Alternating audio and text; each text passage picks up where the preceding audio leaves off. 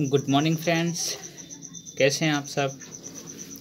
आज हम लोग इंटीग्रल्स जो चैप्टर्स का सीरीज चल रहा था, हमने आपको इंटीग्रेशंस की बेसिक कंसेप्ट भी दिया था और बताया था कि आप लोगों को कि इंटीग्रेशन दो टाइप्स के होते हैं। इसमें टू टाइप्स होते हैं, एक आपको इंडेफिनिट इंटीग्रल होता है, दूसरा डेफिनिट इंटीग्रल होता है। तो इंडेफिनिट इंटीग्रल्स की टोटल वीडियो अपलोड कर दिया गया है। आज हम लोग स्टडी करेंगे डेफिनिट इंटीग्रल का। यह इंटीग्रल का ही पार्ट होगा और डेफिनिट इंटीग्रल थोड़ी सी आपको इसमें लिमिट लगे रहते हैं, दूसरा कोई चेंजिंग नहीं होता है। तो डेफिनिट इंटीग्रल में एक निश्चित फिक्स सीमा रहेगा कि हम लोगों को ए से बी तक की ही एरिया निकालनी है। ये आपको पॉइंट ज़रूर दिए रहते हैं। जब भी ये इंटीग्रेशन के नीचे और ऊपर आपके पास पॉइंट दिया जाए तो आप समझेंगे कि ये डेफिनिट इंटीग्रल होगा। और डेफिनिट इंटीग्रल ये पहचान करने के तरीका या लिमिट के द्वारा ही कर सकते हैं, यानी कहाँ से कहाँ तक इसकी आपको सीमा है, इसको समझने का हम लोग प्रयास करेंगे। यानी कि x बराबर अगर a टू b है, y इंटू कितना लिखा हुआ है dx बाबू, या इसको y को हम लोग कितना बोल सकते हैं, fx भी कह सकते हैं, यानी फंक्शन ऑफ x होता है। तो देखिए थोड़ी सी ध्यान रखिएगा, यहाँ पे x बराबर x लिख भी सकता है, यदि नहीं भी लिख सकता है, लेकिन आपको समझना है कि यदि dx है ना तो यहाँ पे x का लिमिट है, यदि यहाँ पे dy होता तो यह y का लिमिट होता। तो ये आपको लिखेगा या नहीं लिखेगा, फिर भी आपसे कोई पूछे कि यह x का लिमिट है या y का लिमिट है, तो ये डिपेंड करता है बाबू dx पे। तो देखिए dx अगर रहेगा ना तो यहाँ पे x का लिमिट होगा, यहाँ पे dy रहेगा तो यहाँ पे y बराबर लिमिट रहेगा। हम y मेंशन करें या ना करें आपको समझना होगा। तो जनरली बुक में आपको मेंशन दिए नहीं रहते हैं, बस आपको समझना होता है। तो y बराबर fx लिख सकते हैं, कोई इसमें कोई दिक्कत की बात नहीं, दोनों बातें सेम लिखी हुई है। अब देखिए थोड़ी सी इसको डिफरेंट इंटीग्रल इसमें हम लोगों को कैसे सॉल्व करना है और क्या क्या क्या निकालना होता है। तो किसी भी चीज़ की अगर बाउंडेड एरिया हो, जो कर्व के द्वारा मतलब बाउंडेशंस लगा हुआ है, बाउंडेड एरिया, उसको एरिया को निकालने के लिए हम लोग इसका डिफरेंट इंटीग्रल का यूज करते हैं। जैसे a टू b है, यहाँ पे a जो होता है वह लेस देन क्या होता है, b होता है। आपको ध्यान रखना होगा, जो a होगा b से कम होगा, इसको समझना है। जैसे ए को क्या बोलेंगे, तो ए को बोलते हैं बाबू लोअर लिमिट। लोअर लिमिट को हिंदी में निम्न सीमा कहेंगे, और जो बी लिखा हुआ है ऊपर इसको अपर लिमिट अर्थात उच्चतम सीमा कहेंगे। आइए इसके बारे में बाबू चर्चा करते हैं। यदि ए टू बी है, F x into d x लिखा हुआ है, तो एफ एक्स का जो हमने मान लिया कि इसका इंटीग्रेट किया तो हमने एफ एक्स प्लस सी मिला, यानी कि छोटा एफ एक्स था, हमने कैपिटल एफ एक्स मान लिया, एफ एक्स प्लस क्या मिल गया, सी मतलब कांस्टेंट। आप जानते ही हैं कि इसका जब इंटीग्रेट करते हैं कोई ना कोई फंक्शन आएगा, उसके साथ क्या जोड़ते हैं, कांस्टेंट जोड़ते थे। तो चलिए हमने कांस्टेंट जोड़ लिया। अब हम लोग लिमिट की काम क्या करेंगे कि ए टू बी है ना, यहाँ से भी हम लोग ए टू बी लिख देंगे।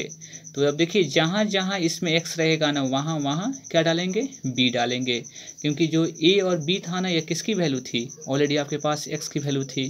तो x के स्थान पे ही हम लोग क्या रखेंगे, सबसे पहले b और तब माइनस x के स्थान पे a रखेंगे, अर्थात अपर लिमिट माइनस क्या होता है, लोअर लिमिट। इसको ध्यान रखिएगा, upper limit by lower limit LL, UL minus LL, इसको समझना है। तो देखिए यहाँ पे x मिला हुआ है ना, x के स्थान पे कितना रखेंगे, b रखेंगे, तो एफ बी प्लस सी हो जाएगा। अब फिर माइनस बाबू अब यहाँ पे एफ ए रखेंगे तो कितना हो जाएगा, एफ ए प्लस सी हो गया, अर्थात अपर लिमिट सब में रख देंगे, जहाँ जहाँ x रहेगा वहाँ रख देंगे, और फिर माइनस लोअर लिमिट जहाँ जहाँ x रहेगा वहाँ पे रखेंगे। तो यहाँ पे देखिएगा तो एफ बी प्लस सी हो गया, माइनस से गुणा करेंगे तो माइनस एफ ए और माइनस सी हो जाएगा। तो यहाँ पे सी क्या हो जाएंगे, कैंसिल, तो एफ बी माइनस कितना हो जाएगा आपके पास, एफ ए हो जाएगा। अर्थात हमने इस इंटीग्रेशंस किया a to b into f x into d x का, तो इसमें एफ बी माइनस क्या आ गया, एफ ए आ गया। तो इसमें देखिए कांस्टेंट जुड़ा हुआ नहीं ना है, बिल्कुल जुड़ा हुआ नहीं रह मिलेगा, अर्थात डिफरेंट इंटीग्रल में कांस्टेंट आपको कैंसिल हो जाता है, इसमें कांस्टेंट नहीं जुड़े रहेंगे। इस बात की आपको देखकर आपको समझ में आ गया होगा कि सी क्या हो जाएंगे, ऑलरेडी यहाँ पे कैंसिल हो जाएगा, तो इसमें कांस्टेंट आर्बिट्री कांस्टेंट नहीं जुड़ेगा। आइए बाबू चलते हैं, इस थ्योरी के अनुसार हम लोग कुछ क्वेश्चंस लगाने का प्रयास करते हैं जो एग्जाम की दृष्टि से सबसे इम्पोर्टेंट होगा, और आपको हर बार ये क्वेश्चन दिए जाते हैं। जैसे आपको चलना है कि ये 2 से लेकर 3 तक जानना है, 2 to 3, इसको पढ़ते हैं 2 to 3, 2 to 3। यानी कि इसको 2 2 ना समझना है, यहाँ पे 4 2 6 रह सकते हैं, कोई दिक्कत की बात नहीं है। तो इस बीच वाले चीज़ को समझना है, 2 लिखेंगे कि 2 से 3 तक जाना है और x का पावर 5 इंटू डी करना है, यानी कि x का 5 का इंटीग्रेट करना है जो 2 से लेकर कहाँ तक है, 3 तक है। तो x का पावर 5 का इंटीग्रेशन कैसे करते हैं, तो आपको एक फार्मूला बताया गया था ना, x का पावर n की फार्मूला। x का पावर n की फार्मूला कितनी होती है, तो x का पावर n+1 बाई नीचे कितना होता है, n+1+c। ये समझ में बातें आ गई है ना, क्योंकि फार्मूला बेसिस था। तो आपके पास यहाँ 5 है तो कितना करेंगे, 5+1, और नीचे भी कितना करेंगे, 5+1। लिमिट कहाँ से कहाँ तक है, तो 2 से लेकर 3 तक। तो 2 से लेकर कहाँ तक डाल दिया आपने, 3 तक डाल दिया। तो देखिए x का पावर कितना हो जाएगा, 5 1 6 हो जाएगा, नीचे भी कितने हो जाएंगे, 6 हो जाएगा, प्लस कितना हो गया c। आपके पास 3 है, 2 2 3 चलता रहेगा। अब आपको क्या करना है कि जहाँ जहाँ x था वहाँ वहाँ आपको क्या डालना है, 3 डालनी है, और माइनस जहाँ जहाँ x रहेगा वहाँ वहाँ आप क्या डालना है, 2 डालना है, अर्थात अब लिमिट डालने की बारी आ गई। तो चलिए हम लोग सॉल्विंग करते हैं बाबू, कैसे सॉल्व करेंगे। तो इसमें जहाँ भी x था, आपके पास क्वेश्चन था कि x दिया गया था, x का पावर 6/6+c था, तो x का स्थान पे 3 रखेंगे ना, तो 3 का पावर 6/6+c हो जाएगा। तो इस बात को लिखा गया है, 3 का पावर 6/6+c हो गया, माइनस लोअर लिमिट डालेंगे ना, तो लोअर लिमिट कितना आपके पास है, 2 है, तो 2 डालेंगे इसमें, 2 का पावर 6/6 प्लस c हो जाएगा। तो 2 का पावर 6/6+c हो गया। तो अपर लिमिट डाल दिया आपने और लोअर लिमिट डाल दिया, बीच में क्या किया, माइनस। तो देखिए 3 का पावर 6 करेंगे तो 729/6 हो गया, प्लस c हो गया, और माइनस 2 का पावर 6 करेंगे ना तो 64 आएगा, 64 बाई कितना हो जाएगा, 6, प्लस कितना हो गया, c। अब क्या करेंगे कि माइनस को बाबू खोलिए, ब्रैकेट को खोलना है। तो बाबू इसको 729/6 प्लस c, और माइनस जब खोलेंगे तो 64/6 है, और प्लस माइनस -6। तो देखिए सी क्या हो जा रहे हैं, कैंसिल हो जा रहे हैं। तो इसलिए हम आपने बताया कि जब भी आप मतलब लिखें तो यहाँ पे प्लस c लिखने की आवश्यकता नहीं है, अर्थात जब भी इंटीग्रेट कर लीजिएगा प्लस c आप मत लिखिएगा, क्योंकि लास्ट में वो ऑलरेडी कैंसिल हो जाएगा। तो चलिए बाबू 729/6 है, और माइनस कितना बच गया, 64/6। आप एलसीएम निकालेंगे 6 आ जाएगा, 729 में से 64 घटा लेंगे तो 665 आ जाएगी, 665 बाई कितना हो जाएगा, 6। ये आपकी आंसर हो जाएगी। समझ में बिल्कुल बातें आपको आ रही होगी। यानी कि करना क्या था कि आपको इसको इंटीग्रेट करनी है, इंटीग्रेट करने के बाद लिमिट पुट कर देना है, दूसरा कुछ नहीं करना है। इसी को हम लोग डेफिनेट इंटीग्रल कहते हैं। तो अब आइए अब दूसरी क्वेश्चंस लेते हैं। जैसे 0 से लेकर π/4 10x इंटू डी लिया गया है, इसको इंटीग्रेट करनी है और लिमिट पुट कर लेना है। तो 10x का इंटीग्रेशन कितना होता है, या तो माइनस log cos x लिखें या log sec x लिखें। हमने यहाँ पे c मेंशन ऐड नहीं किया है, c इसलिए नहीं किया है क्योंकि आप देख रहे थे कि लास्ट में c क्या हो जा रहा है, ऑलरेडी कैंसिल हो जा रहा है। इसलिए बाबू डेफिनेट इंटीग्रल में कांस्टेंट को आप ऐड मत कीजिएगा। तो 10x का इंटीग्रेशन कितना हो जाएगा, log sec x, और 0 से कहाँ तक हो गया बाबू, π/4 तक, क्योंकि लिमिट कहाँ से कहाँ था, π/4 तक था। तो एक बार इसमें क्या करेंगे, अपर लिमिट डालेंगे और फिर माइनस लोअर लिमिट डालेंगे। तो जहाँ जहाँ x रहेगा वहाँ π/4 डालेंगे, तो आपके पास π/4 डाल दिया, फिर माइनस log तो साथ में रहेगा, log sec कितने हो जाएंगे, 0 हो जाएगा। तो sec आपके पास 0 डिग्री हो गया, और यहाँ पे sec π/4 हो गया। तो log हो गया, sec π/4 का अर्थ होता है 45 डिग्री, sec 45 डिग्री की वैल्यू कितना होता है, तो √2, और यहाँ पे log हो गया sec 0 डिग्री की वैल्यू कितना होता है, तो 1। तो देखिए log 1 की वैल्यू ऑलरेडी 0 होती है, आप जानते होंगे log 1 की वैल्यू 0 होता है। और यहाँ पे बाबू देखिए जो पावर हटेगा ना, रूट हटेगा, तो पावर कितना हो जाएगा, 1/2 हो जाएगा। या तो आप इतना डायरेक्टली आंसर लिख सकते हैं, ये हो जाएगा log √2 लिख लीजिए, हाई वैल्यू 0 हो जाएगा, तो इतना भी आंसर लिख सकते हैं। या इसको पावर जब किए हैं ना, तो देखिए ये फार्मूला होती है log m का पावर n, कितनी होती है फार्मूला, तो n log m, जो पावर है ना वो बेस बन जाता है इधर, तो n log mn हो जाएगा। तो n log m, तो पावर जो है बाहर चला गया, और इसको लिख सकते हैं log 2। तो या तो 1/2 log 2 आंसर लिखिए, या ऑप्शन में यदि log √2 दिया गया है, फिर भी दोनों आंसर बिल्कुल करेक्ट हैं। आपको बिल्कुल बातें समझ में आ रही होगी। तो एक क्वेश्चंस यानी कि डेफिनेट इंटीग्रल में क्या करना है, किसी भी क्वेश्चंस को आप इंटीग्रेट दिया गया उसको इंटीग्रेट कर लें और उसके बाद लिमिट पुटअप कर लें, upper limit minus lower limit, upper limit डालने के बाद फिर माइनस करेंगे, लोअर लिमिट डाल देंगे। तो बिल्कुल आपको बातें समझ में आ रही होगी। चलिए बाबू चलते हैं नेक्स्ट। आइए क्वेश्चंस और लेते हैं। जैसे आपके पास लिखा हुआ है 0 to 1 3x + 4, इसकी इंटीग्रेशन किस प्रकार करेंगे। तो आप देखिए सिंपल इंटीग्रेशंस हैं। 3 कांस्टेंट 3 हो गया, x का इंटीग्रेशन कितना होता है बाबू, तो x²/2, क्योंकि पावर कितना छिपा है 1, तो 1 छिपा है। जैसे आपके पास कहा जाए x का इंटीग्रेशन करनी है, तो x का इंटीग्रेशन करनी है, पावर कितना छिपा है 1, तो पावर में तो एक जोड़ते हैं ना, तो 2/2 हो जाएगा, कहीं दिक्कत नहीं है। तो देखिए जो भी जोड़ते हैं ना वो बात पावर को नीचे भी लिखते हैं। तो x का इंटीग्रेशन करेंगे तो x²/2 हो जाएगा।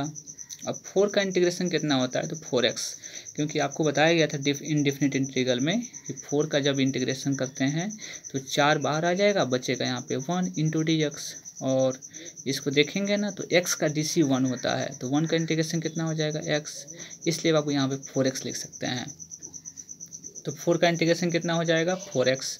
लिमिट कहाँ से कहाँ तक है, तो लिमिट आपके पास है 0 से लेकर कहाँ तक है 1 तक है। अब जहाँ जहाँ आपके पास x है ना, सबसे पहले क्या डालना पड़ेगा 1 डालनी पड़ेगी। तो देखिए 3/2 हो गया, 2 बाहर कर लिया, 1 का स्क्वायर कर लिया, और +4 × x के स्थान पे कितना रखना है 1, माइनस अपर लिमिट जहाँ जहाँ थे आपने रख लिया, माइनस लोअर लिमिट रखना है, जहाँ भी x रहेगा वहाँ पे क्या डालना है 0 डालनी है। तो 3/2 0 का स्क्वायर और +4 × क्या हो जाएगा 0, क्योंकि x के स्थान पे कितना रखना होगा 0 रखना होगा, 4 × 0 हो गया। इसकी कैलकुलेशंस कर लीजिए, तो 1 का स्क्वायर करेंगे तो 1 आएगा, तो 1 में इससे मल्टीप्लाई करने पे कोई फ़र्क नहीं पड़ेगा। 4 1 कितना हो गया 4, माइनस देखिए 0 से 0 का स्क्वायर है, तो सभी टर्म्स क्या हो जाएंगे बाबू 0 हो जाएगा। बिल्कुल समझ में बातें आ रही होगी। तो 0 घटाने से कोई फ़र्क नहीं पड़ेगा, और 4 दूनी 8 है, और 3 11, 11 बाई कितना हो जाएगा 2, यानी कि 11 बाई कितने हो जाएंगे, इसकी आंसर 2 कर सकते हैं। तो इस प्रकार हमने इस क्वेश्चन को सॉल्व किया और इसकी आंसर कितनी आ गई 11/2 आ गया। तो आप क्वेश्चंस को सॉल्व करना सीख लिए होंगे शायद। उम्मीद करता हूँ कि यह बातें बिल्कुल समझ में आपको आ रही होगी। नेक्स्ट बाबू क्वेश्चन देखते हैं एक ठो और। ये सब ऑब्जेक्टिव क्वेश्चन है, स्पेशल ऑब्जेक्टिव क्वेश्चन आपको दिया जा रहा है डेफिनेट इंटीग्रल का, और आपको सब्जेक्टिव भी इस टाइप में क्वेश्चन हम लोग लेकर चलेंगे, और एनसीईआरटी की क्वेश्चन बाय क्वेश्चन भी करने का हम लोग प्रयास करेंगे। 7.7 तक आप एनसीईआरटी की हर एक वीडियो अपलोड कर दिया गया है, आप उसको जाकर वहाँ से प्लेलिस्ट से देख सकते हैं। जो भी प्रॉब्लम्स हैं आप उसको कमेंट करिए और बताइए कि किस चैप्टर्स में कौन सी नंबर क्वेश्चंस आपको प्रॉब्लम है। आपकी हर एक प्रॉब्लम्स की डिमांड पूरी की जाएगी।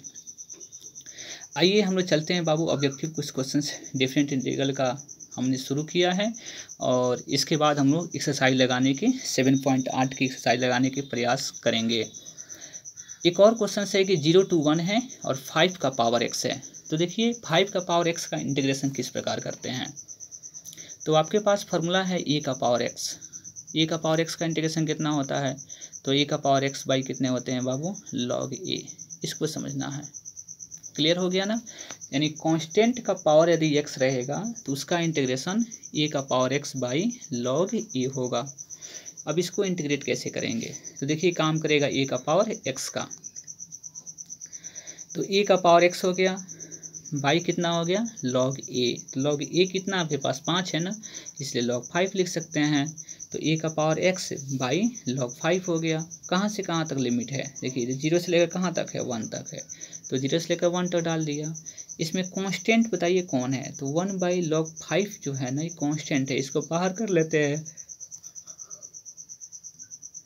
इसको क्या कर लेते हैं 1/log 5 कांस्टेंट है ना, बाहर हो जाएगा। बचेगा कितना आपके पास 5 का पावर x बचेगा, और लिमिट कहाँ से कहाँ तक है 0 से लेकर 1 तक। तो इसमें x के प्लेस पे क्या डालना है बताइए। आपको बताए थे ना कि पहले अपर लिमिट डालते हैं और फिर माइनस लोअर लिमिट डालते हैं। तो x के स्थान पे कितना रखेंगे 1, तो यहाँ पे 5 का पावर 1 माइनस 5 का पावर कितना हो जाएगा 0। तो 5 का पावर 1 का अर्थ क्या होता है 5। और किसी भी संख्या का पावर 0 हो ना तो उसका वैल्यू कितना होता है 1 होता है बाबू। किसी भी संख्या का पावर 0 रहेगा तो उसकी वैल्यू कितनी हो जाएगी 1। तो 5 माइनस कितने हो जाएंगे आपके पास 1 हो जाएगा, और 5 माइनस 1 कितने हो जाएंगे बाबू 4। तो ये 4 इंटू 1 में मल्टीप्लाई कर लेंगे ऊपर ऊपर, तो 4 हो जाएगा, बाई कितना हो जाएगा तो log 5। ये आपकी बिल्कुल आंसर करेक्ट हो जाएगी। ये क्वेश्चन बहुत इंपॉर्टेंट है एग्जाम के लिए। ये ऑब्जेक्टिव क्वेश्चन थोड़ी सी आपको परेशान करेगा, लेकिन फार्मूला आपके पास है। अगर आपने टोटल वीडियोज को देखा है तो कंसेप्ट बिल्कुल क्लियर होने चाहिए। कंसेप्ट बिल्कुल क्लियर होगा, किसी भी टाइप्स की आप ऑब्जेक्टिव क्वेश्चंस को, डेफिनेट इंटीग्रल को बहुत कम समय में भी आप इसको कवर कर सकते हैं। आइए चलते हैं इसके नेक्स्ट टाइप क्वेश्चंस में।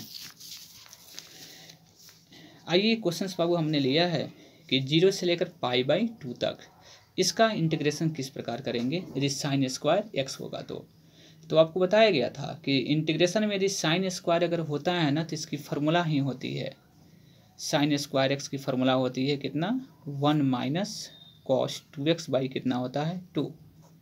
ये बाबू फार्मूला मिला है, कहाँ से निकला हुआ है तो cos 2x की फार्मूला से निकला हुआ है। तो cos 2x बराबर देखिए फार्मूला होता है 1 माइनस 2 sin स्क्वायर x होती है। यह जनरली फार्मूला है, मेन फार्मूला है, और यहाँ से आप sin स्क्वायर x की वैल्यू निकाल सकते हैं। तो ये माइनस में है ना, इधर क्या आ जाएगा प्लस में, प्लस में है तो इधर आएगा माइनस में। तो cos इधर आया तो माइनस cos 2x हो गया, और 2 sin स्क्वायर x इधर आया तो फिर 2 को भेज दीजिएगा तो 2 बाई में रूप में आ जाएगा।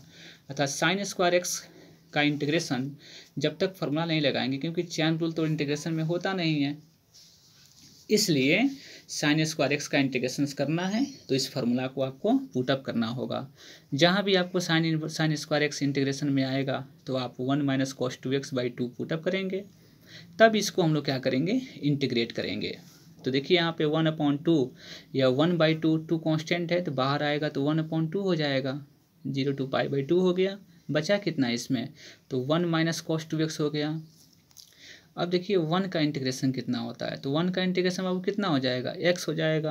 cos थीटा का इंटीग्रेशन तो sin थीटा होता है ना, लेकिन x का कोफिशिएंट कितना इसमें है 2 है, तो 2 से जब भी कोफिशिएंट आता है उसे क्या करते हैं डिवाइड कर देते हैं।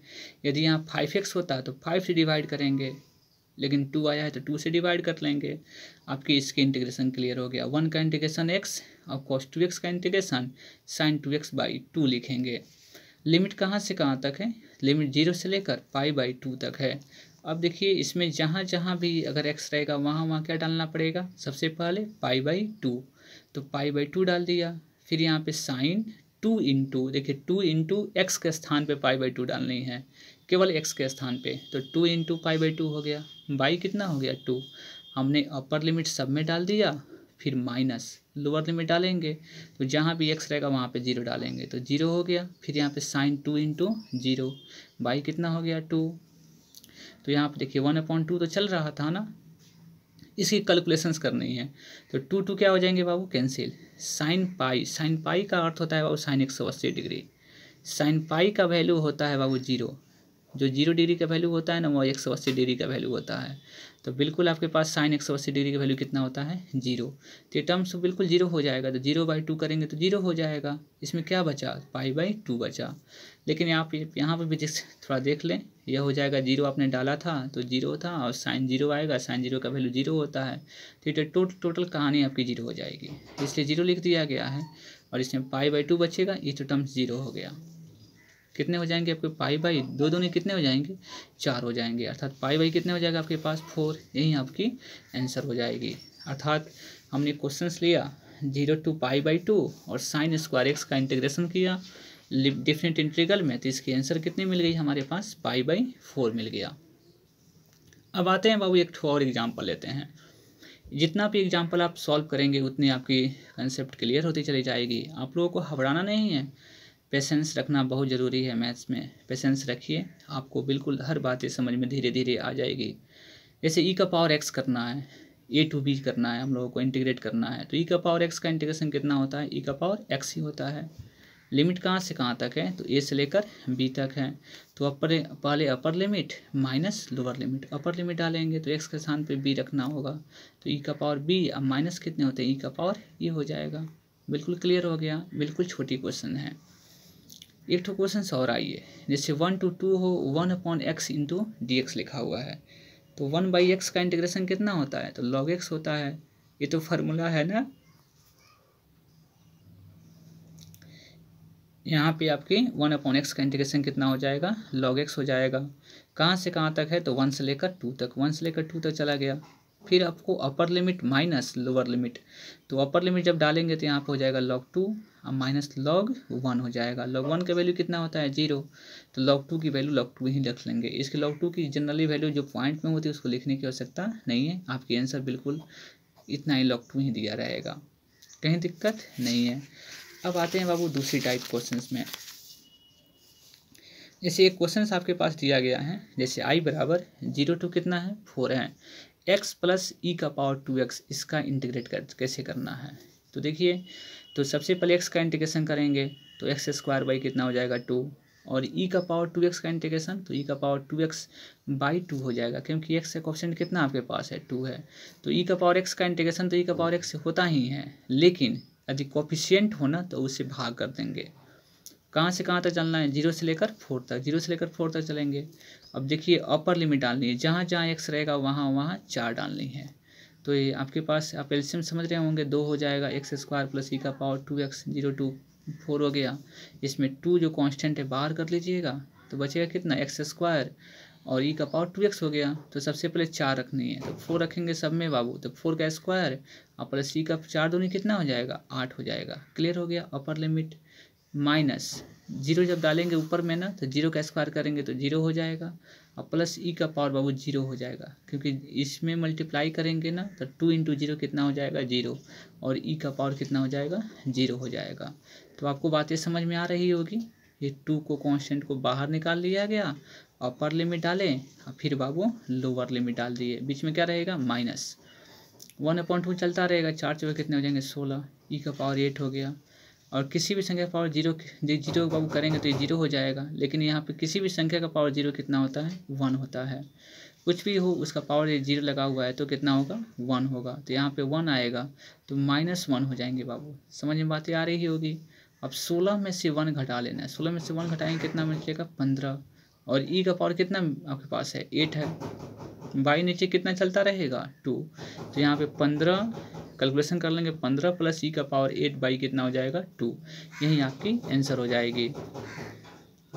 एक क्वेश्चन और लिया हमने, जैसे -1 to 1 ई का पावर x, तो ई का पावर x का इंटीग्रेशन ई का पावर x ही होता है। -1 to कितना हो गया 1, पहले अपर लिमिट डालेंगे और माइनस लोअर लिमिट डालेंगे, तो 1 डालेंगे यहाँ पे तो ई का पावर 1 और माइनस ई का पावर -1, तो ई का पावर 1 का अर्थ क्या हुआ ई हो जाएगा, और ई का पावर -1 का अर्थ क्या हुआ 1/e हो जाएगा। या तो आप इतना लिखिए या इसको एलसीएम निकाल दिया गया है, तो ई लिखें और ई स्क्वायर माइनस कितना हो जाएगा 1। इस प्रकार दोनों में से आंसर बिल्कुल कोई भी लिख सकते हैं। एक क्वेश्चन आइए इन्वर्स ट्रिगोनोमेट्री, इन्वर्स के लिए फंक्शन के लिए किस प्रकार बनाते हैं उसके बारे में थोड़ी चर्चा करते हैं हम लोग। जैसे sin 2x है, sin 2x का इंटीग्रेशन कितना होता है, तो -cos 2x बाई कितना हो जाएगा 2। आपको बातें समझ में आ रही होगी, क्योंकि x का कोएफिशिएंट कितना आपके पास है 2 है, तो 2 से डिवाइड कर लेंगे।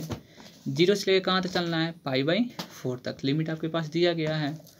अब देखिए यहाँ पे -1/2 कांस्टेंट है, बाहर क्लिक कर लिया, और cos 2x हो गया ना, cos 2x बाबू कहाँ से कहाँ लिमिट पुटअप करना है 0 से लेकर π/4 तक, तो x के स्थान पे कितना रखना होगा π/4, तो π/4 रखेंगे ना तो अपर लिमिट, अब माइनस 0 रखेंगे तो लोअर लिमिट, तो देखिए कैंसिल हो जाएगा, 2 कैंसिल हो जाएगा, 2 जा 4 हो जाएगा, π/2 बचेगा, तो cos π/2 जो होता है ना वह 0 होता है, और cos 0 जो आएगा बाबू ना वो ऑलरेडी 1 होता है। तो यहाँ पे देखिए कैलकुलेशन करेंगे तो -1 और -1/2 बीच में मल्टीप्लाई है तो माइनस में क्या हो जाएगा +1/2, इसकी आंसर हो जाएगी। एक और क्वेश्चन है कि 0 to अगर 1 dx/1 प्लस अगर x स्क्वायर हो, इसको इंटीग्रेट कैसे करेंगे। तो देखिए 1/1 प्लस x स्क्वायर का इंटीग्रेशन सबसे पहले कैसे करते हैं, इसका इंटीग्रेशन कितना होता है तो tan इनवर्स x होता है। 0 to कहाँ है 1 है, सभी क्वेश्चन एग्जाम के लिए दृष्टि से सबसे इंपॉर्टेंट है, और ये ऑब्जेक्टिव क्वेश्चन बिल्कुल दिए जाते हैं एग्जाम में। तो ये tan इनवर्स x का इसका इंटीग्रेशन हो जाएगा, फार्मूला है बाबू यह, और 0 to कितना हो गया 1, तो सबसे पहले अपर लिमिट माइनस क्या हो जाएगा लोअर लिमिट डालेंगे। जब 1 डालेंगे तो देखिए tan इनवर्स 1 कितना डिग्री होता है π/45 degree, minus tan inverse 0 degree, आपके पास 0 डिग्री का वैल्यू कितना होता है 0, तो tan इनवर्स 0 कितना हो जाएगा 0 हो जाएगा। तो यहाँ π/4 -0 करेंगे तो आंसर कितनी हो जाएगी, पाई/4 हो जाएगी। एक और क्वेश्चन है जिसे 0 to 1 1 बाई इस इन्वर्स के रूल्स के को थ्रू के ही आपको समझाने का प्रयास कर रहे हैं कि किसी भी फंक्शन में हम लोग लिमिट कैसे पुटअप करते हैं, किस प्रकार के क्वेश्चन सॉल्व करते हैं, सब ऑब्जेक्टिव क्वेश्चन एग्जाम में रहते हैं। जैसे आपके पास इसका इंटीग्रेशन करना है तो इसका इंटीग्रेशन होता है साइन इनवर्स एक्स, क्योंकि साइन इनवर्स एक्स का डीसी है।